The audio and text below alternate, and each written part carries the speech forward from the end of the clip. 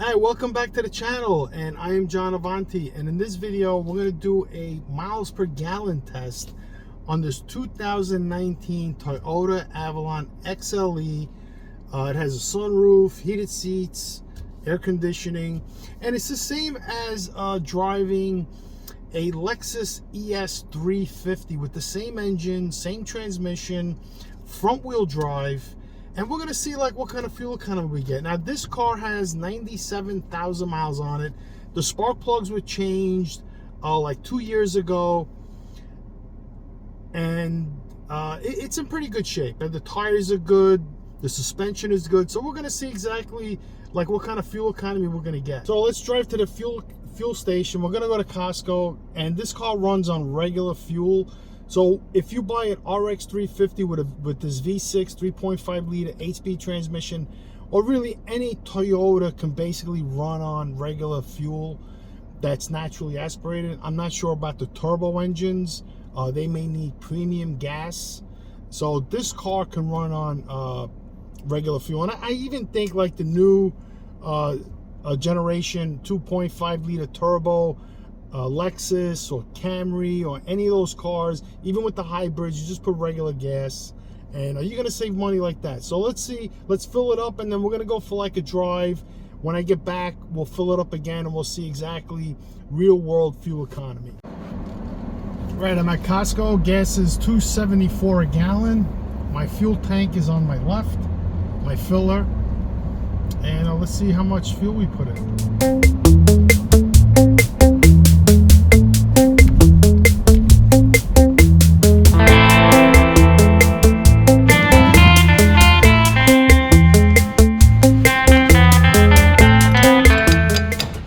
A lot of people want fuel economy, and there's two ways of getting really good fuel economy in a gasoline powered engine.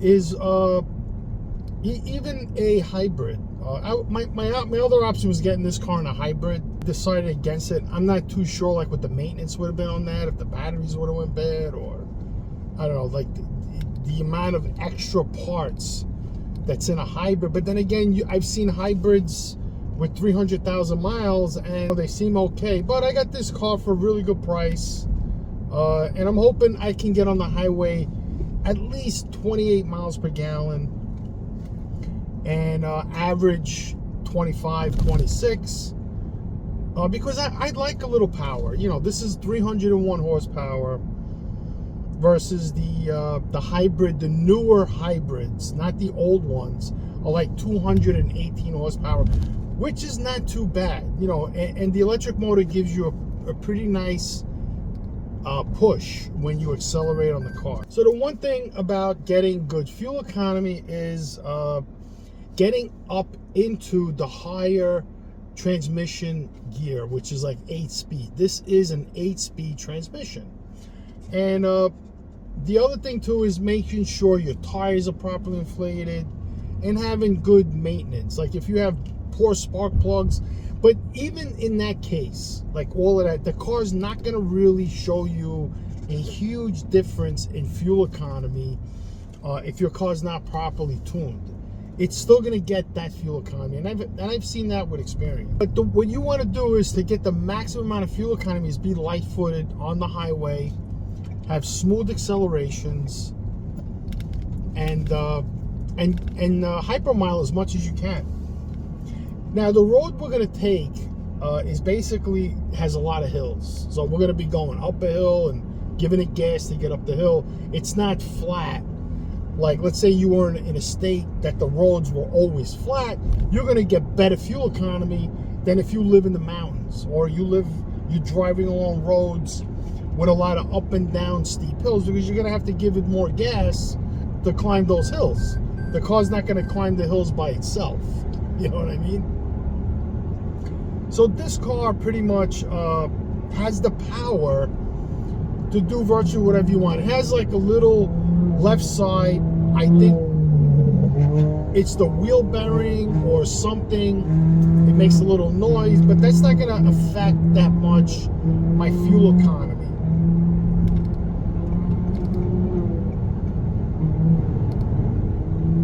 You know, and the V6 is very smooth.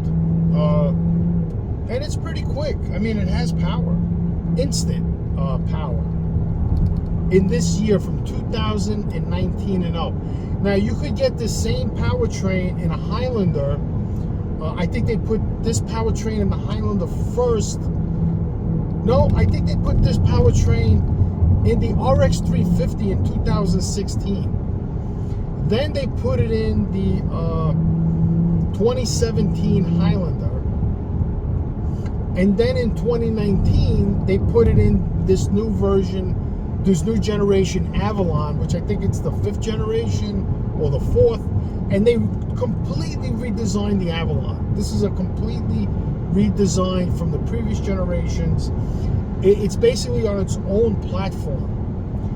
And also the RX, the ES350 got this powertrain, which went from 267 horsepower to 301 horsepower for this car, 297 for the RX, because it's all fuel economy. You know, like the SUVs are geared for work, for hauling people. Sedans are geared for cruising and nice rides, a little more fun to drive, you know, versus the SUVs. So they're going to detune them a little bit to get a little bit more fuel economy out of it. So I guess with the, you know, with 297, which is not that much, from this one being 301, because this is a bigger car. I'm not sure about the weights than the ES350 when it came out in 2019. So both Avalon and ES350 were redesigned in 2019. And now the Avalon, I think, was dropped in 2023. So this car had a 4-year run, and they hold their value. They're not cheap. They're probably, I think they're more expensive than the Lexuses, because they're just bigger. I don't know if you're going to hear that noise. When I get back home, I'm going to go to my mechanic and see if you can figure it out. I think it's the wheel bearing, but it could be something else. Because usually that's what you get. You get a humming noise from the wheel bearing, and then it just gets worse and worse over time. And then you just need new wheel bearing. So if I do get wheel bearing, I'm going to do both sides. You know, why not? And the car will be a lot quieter. The car drives straight, so that's not too bad. But right now I'm averaging over 30 miles per hour when I'm doing 70 miles per hour. So that's the whole thing. You got to learn how to not use your brake as little as possible. I mean, in the case of an emergency, yes, use your brake, right? Keep your distance as much as you can, and just cruise and just throttle the gas pedal to accelerate and decelerate. You could even drop it into a lower gear, like in this car. This car doesn't have paddle shifters, which is good. You really don't need that. You could just use this has like a sport shift, that's all you need. You don't need paddle shifters. But this is not a dual clutch transmission. It just allows you to downshift. So let's say like you're in the snow, you want to downshift driving in the snow. This does have power modes. So basically, if you want to put it in eco, you're not going to get any better fuel economy in eco on the highway than you would in normal drive, because it automatically goes to normal drive because you're going over a certain amount of speeds. Eco mode is like mainly for the city. It'll start you out in a different type of gear for you to use less fuel economy. You know what I mean? Use less fuel. And then this car has sport mode, which changes the gears so the car seems a little faster. But over a certain speed, it's going to be the same. You know. So basically, I keep it in normal, which is good enough. And so far, I'm pretty happy with the Avalon. You know, it's a big car. You know, the air conditioning, because this car has 97,000 miles on, may need a little bit of a charge, a little bit, to make it ice cold. It's a little not that cold. And that's what you expect when you buy a used car. And like I said, this car, I bought it at a very good price. Sorry about the shadows. I mean, there's nothing I can do. The sun is all the way up. If I close the thing, then I'm in the dark. So, I mean, that's what's going on here. So let's watch the road a little bit. So this is the Garden State Park, where you can see it's not a very well maintained road. They're constantly paving this road, constantly. I mean, they pave this road like 3 times a year, and it just falls apart. I don't know why it does that. It could be all the salt they dump on it. It could be the base is weak. It's cheap blacktop. I don't know. But there's no point in using cheap blacktop if you're paying the labor to put it in. You might as well get the best blacktop you can get. Now, I'm sure they have some roads with concrete, but concrete is harder to maintain than it is to maintain blacktop. You know. So I'm doing 68 miles an hour. I'm in a 55 mile an hour speed zone, and I'm just keeping up with traffic.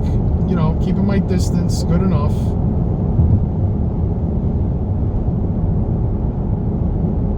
And yeah, the car on the trip computer in my car says 25.3. I didn't reset it. I mean, I'll reset it once and then I won't touch it again. So now it's at 0. But on the computer, the trip information screen, I'm up in the high 30s, doing 67 miles an hour because I'm feathering the gas. You know, this is all new to me, this whole Toyota screen, and I still don't understand it that well. It's telling me I'm getting 51 miles per gallon. I don't know. But Toyotas are generally good on fuel, especially with this transmission. This 8-speed transmission is pretty good. I'm going to have it serviced, and probably the air conditioning needs a little charge. And it has that lane assist where if you hit the double lines, you get a beeping. It has pre-collision warning. That's one of the reasons why I went to get a more modern car for my GS, because I wanted the safety features like pre-collision warning and all of that stuff. So now I'm going downhill. You probably can't see it. So I'm not even putting my foot on the gas, and I'm still doing 65 miles per hour. So I'm not holding anybody up. I'm in the middle lane. I'm not in the fast lane. You know, my goal right now is to get the best fuel economy as possible. And it's reading 58. Now, I don't know if that's 58 miles per hour or 58 miles per gallon. I'm not sure. I think it's reading 55.7.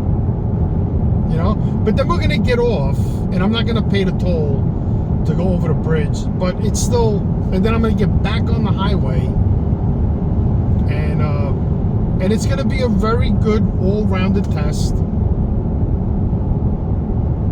And I'm doing 64, so I'm not really holding anybody up. This guy's passing me doing 75, which you can get a ticket.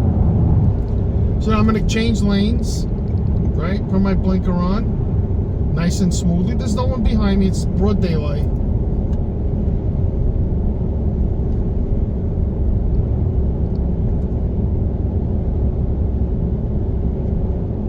So now I see a little traffic up ahead. Wow, what happened here? So I guess I'm not gonna go to the freeway. I'm gonna pay the toll because there's a ton of activity here, and I do not want to be stuck in that. So the toll is like $2.40. So you can see all this traffic. So I'm just slowing down. I don't even have my foot on the gas pedal. So I'm hoping this guy on my left speeds up a little bit. There we go. So now I can go around. And you can see like this, just a little bit of throttle, the fuel economy dropped like under 20. Dropped severely. So there must be a bad accident here. Alright, so I'm just going to pay the toll, and we'll still be in some kind of traffic. I don't know what happened here. They're holding everybody up. There's a huge accident. Oh, well, maybe I can make it. Let me see. Yeah, I think I can make it. Right here. So I'm not going to pay the $2.40. It's not even worth it. Naturally, guys don't want to let me through. So some guy rear-ended a dump truck. There's not even any damage. I don't understand. They're holding everybody up, and there's absolutely no damage unless somebody got hurt, somebody got sick. The guy pulled over, and now the Good Samaritans are out helping the guy. So this road I'm on now is a way to avoid paying the bridge. Because why should I pay a toll if I don't have to? It's not going to kill my fuel economy or even waste my time, because there's absolutely no traffic today.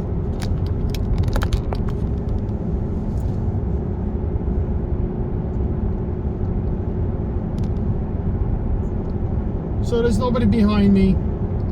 So the AC, like I said, is blowing a little warm. It's not that cold. So it's a hot day out. It's 78 degrees, so it does need a little charge. And don't forget, air conditioning compressors always lose a little bit of gas when they run. That's just how they work. And over time, you're going to lose Freon. So this system has probably never been charged. It's two owners, and no one's ever charged it. I have a can of antifreeze in my car. When I go to my mechanic, I'll ask him. So here's a truck in front of me.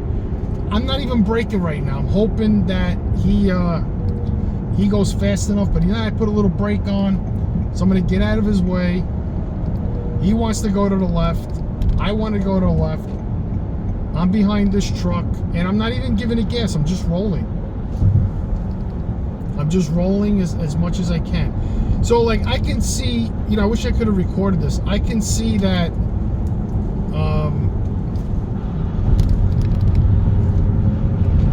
just by me braking a little bit and reaccelerating, I lost 20 miles per gallon as an average in one bar. Let me see if...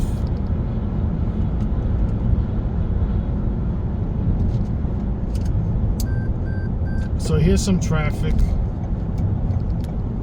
Yeah, you can't even see that good anyway. So now I'm going up a hill. This is the free bridge. And naturally, the miles per gallon went down because I'm climbing a hill. So I'm going, now it's going on to 20, like that. So you want the ultimate fuel economy you're going to get is on a flat plane with a good road.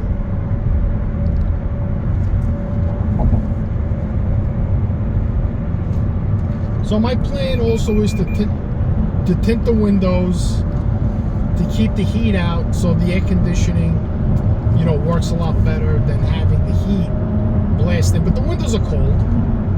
The front windshield is hot. The windows are cold. So now I'm going down a hill, and I'm taking my foot off the gas. That's it. I'm not in no rush. There's cars all around me. I'm in the left lane. It would have been better if I was in the right lane, but this guy's not going that fast either. And that's how you save fuel. You got to hypermile. You can't keep your foot on the gas. You got to feather the gas pedal. And, maybe in a car like this, I could get 35, 36 miles per gallon, depending how you drive it, how fast you drive. But I'm sure, like, we're going to get back on the highway. Then I'm going to do, like, 75 miles per hour. And we'll see exactly if I can maintain over 30 miles per gallon at 75 miles per hour. Now we may stop at some lights here because I'm on a highway.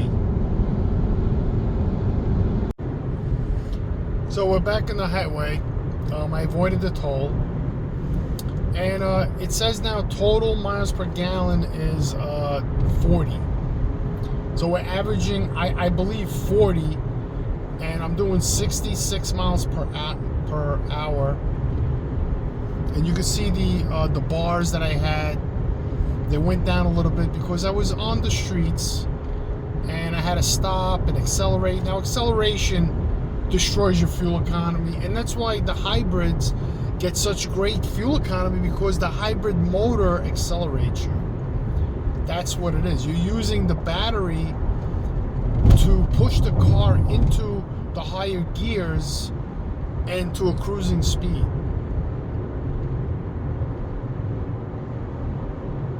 So now I'm moving up in the speed range. I'm doing 70. But I'm going to try to get up there slowly. And I'm going up another hill. So by saving the toll, to me, it's like putting a gallon of fuel in my car. I mean, it's not going to cost me a gallon of gas to avoid the toll that I can. And I could avoid paying the toll all the way to my exit. I could take the streets as well. So I'm doing 66 and a 65.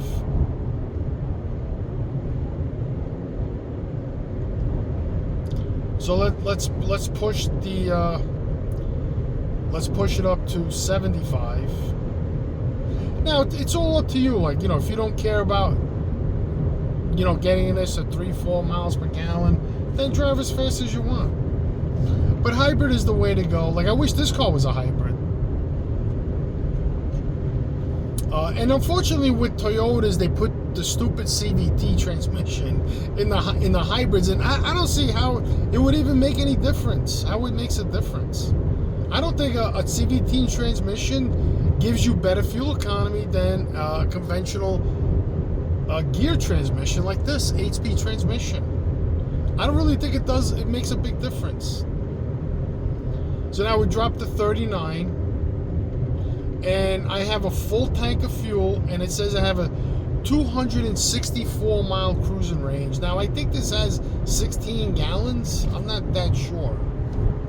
And I've went 25.7 miles so far. That's how far we went. And the trip is like 50 miles. Hey, so we got off the exit because I'm avoiding another toll. It's like 90 cents.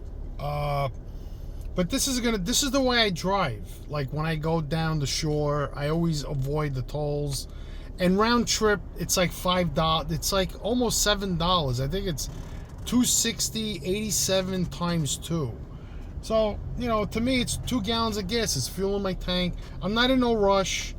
So I'm here waiting at a light. So you could see the fuel economy we've been getting, which is amazing. I mean, this is 300 horsepower. And it says in here I'm getting 40 miles per gallon. That's what I'm averaging. Hypermiling in the car. The air conditioning is on. I have it on low because it'll be too loud for the video. But the car's pretty cool. You know, you got to tint the windows. Get some of the heat out. But the windows are pretty cool. They're not hot to the touch. The windshield is hot. I actually had the phone on the phone stand, and the heat overheated the phone. So it told me that it can't even operate because it was too hot. Okay, so we're waiting at this light, and then we're going to get on Route 35. So another thing you want to do when you're driving on roads like this is like a highway. I don't know. In Jersey, they got parkways, freeways, highways. I don't know what it is. But anyway, the turnpike. You want to try and stop as little as possible. So now I'm going down a hill. I'm just trying to go down this hill, you know, as slow as I can. I want to make that green light. So I want to try to accelerate a little bit, but not bring it down to like 10 miles per gallon per hour. And then you'll get the worst fuel economy. So we're going to make it. We're going to make the green light. You can't see the green light. I can. We made it. So we don't have to stop. And I'm averaging in the car, it says 38.2 miles per gallon. Because I'm in the city now.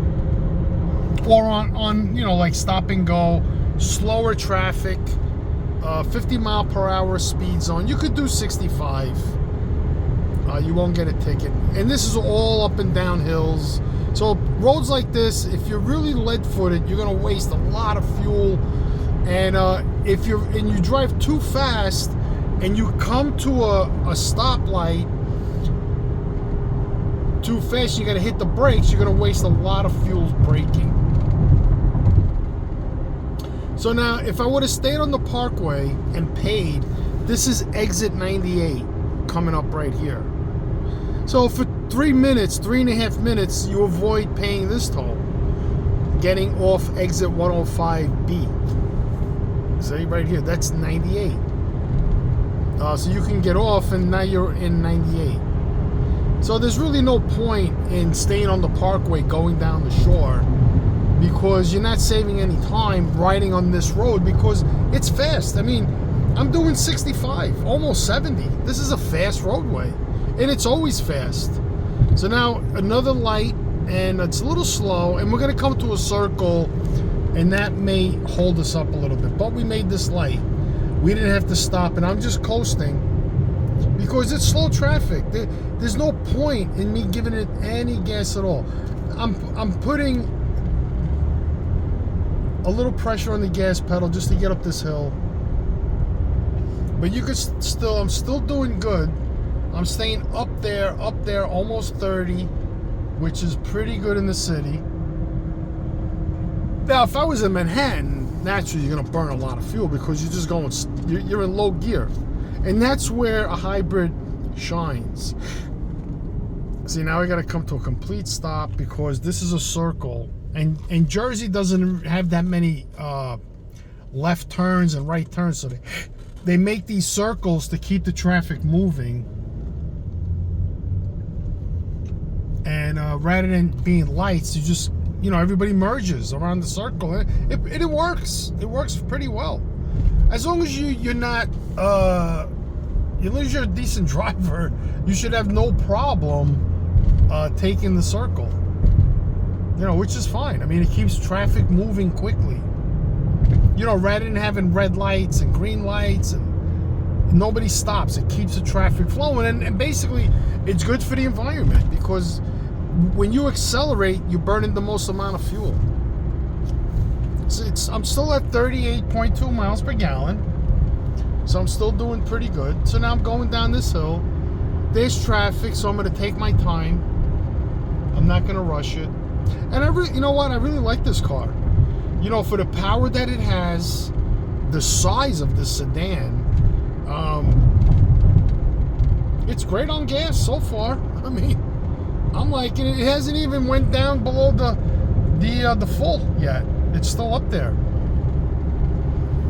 Like when my girlfriend, my friend drives this car, she gets 25, 24. She's a lead foot. And I don't know how to explain to them how to drive light-footed. You know, try to not use the brake. Because then you're just wasting your brakes. You know, then you got to go for brake jobs. One time I saw a show that this lady bought a stick shift car. So a 5-speed, 6-speed manual transmission. And she blew through the clutch because she didn't know how to drive it. And the dealer refused to fix it because this lady, the clutch is, if you're really good on a clutch, it could last you the life of the car. You know, depends how you drive the car. All right, so now we're coming to another circle. So there's a red light all the way down. Oh, so we're gonna get on 70, and I'm gonna hope I can make it coasting before it turns green and I don't have to stop. But I think I'm gonna have to stop. But I'm coasting it. I'm not gonna hit the brake. And what does, oh, so now it's green, see? Now if I would have kept my foot on the gas and kept going fast, I would have had to stop and then re-accelerate and lose my momentum, causing me to burn more fuel. So this guy's crawling in this Infinity. Nice car. So we're gonna go here, and even Nissan's dropping the CVT. That's what killed them. That stupid transmission that nobody liked. I mean, it's a belt, you know, that's supposed to take all that torque, and they kept redesigning the belt. It's like a steel belt. I mean, it's an ingenious thing, that belt. It's all steel, but it stretches. It stretches. What Toyota does with their CVT transmissions, and I think Honda, they have a first gear. Because when you accelerate is when you're using the most torque from the car. So when you're putting all that torque in a CVT transmission belt, you're going to stretch it out and the thing's going to break. So if you get a CVT transmission, you got to do smooth accelerations, smoothly. Don't never ever gun that car. Any car, but especially the CVT transmission, you should never gun it because you're going to stretch the belt. It's not designed to do that. It's not a sports car. CVT transmissions are strictly for fuel economy. There's nothing sporty about it. And some manufacturers make them better. And the way to make them better is to put a first and second gear, and then it goes to the belt for the higher gears. So that's where we're at. You could see how, you know, like this one part, I was terrible, but then it went back up good. You know, and it's still stating that I'm getting 38.5 miles per gallon.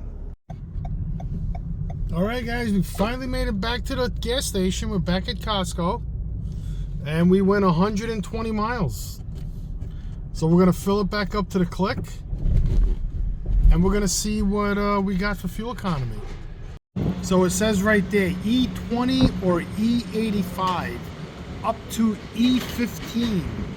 If you know what that is, leave a comment. All right, so we got the pump in. So it shouldn't take that much fuel. All right, so let's see what it takes. There it goes. It's ticking away. 274, 275 a gallon. Let's watch that click. And yeah, let's see. Should be almost done already. It's not going to be much longer. Boom! That's it. 3 gallons and 3 gallons. All right, so I could finish this off. Look at that, 3 gallons. Where's my receipt?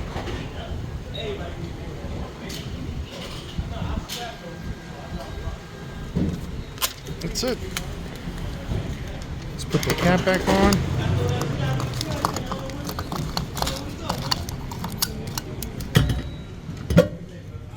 That's on. Jump back in the car. Now let's get out of the way.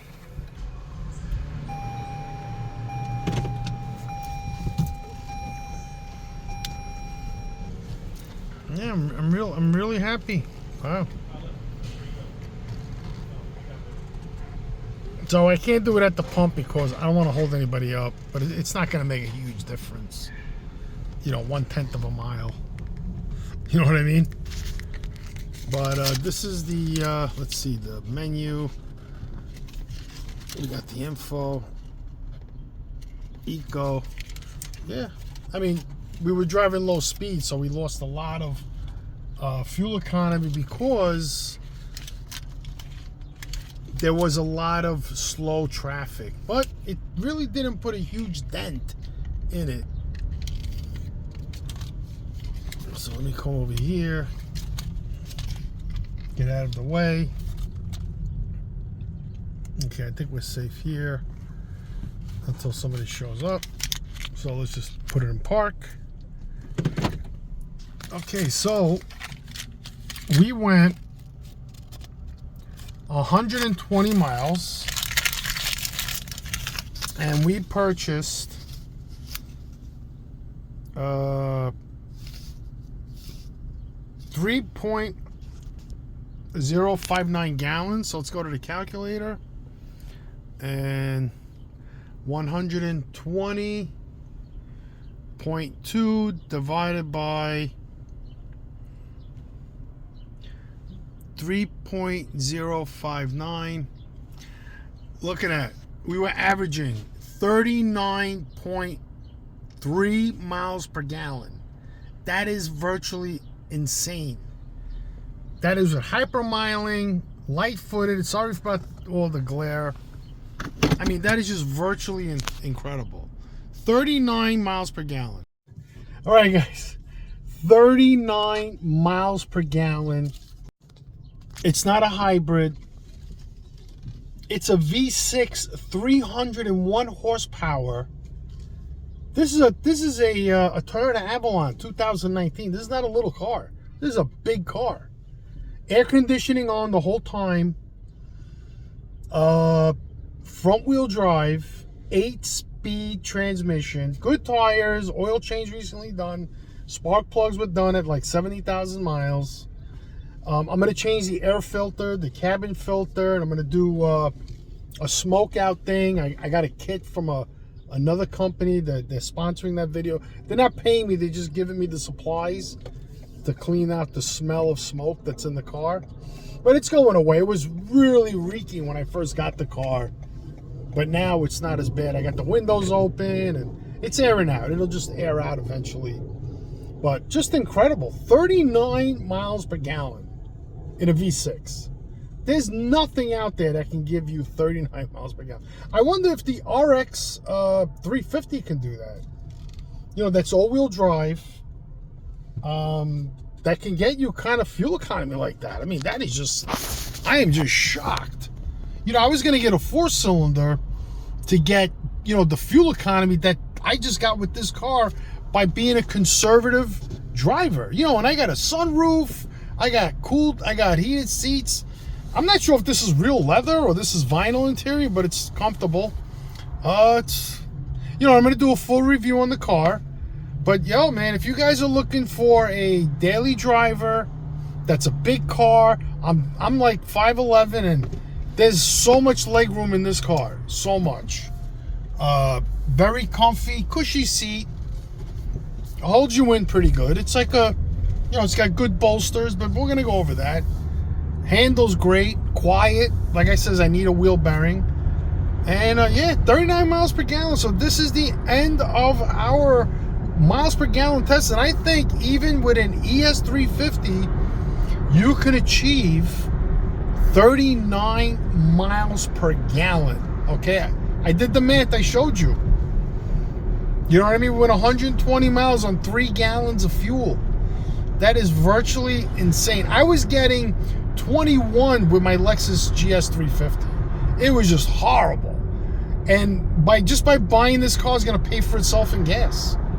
And the comfort and the size. You know how much stuff I can put in this car, in the trunk, and we're going to go over that. But guys, thank you for watching the video. I appreciate all the subscribers, all the channel members, everybody who supports the channel. You know, everything you guys do, it would just be so appreciated. A cup of coffee would be nice. You could just give a thanks down below, and a like. A subscription would be awesome, and we'll make more videos, and we'll see each other again. Take care, peace out, and God bless you. And happy birthday if it's your birthday.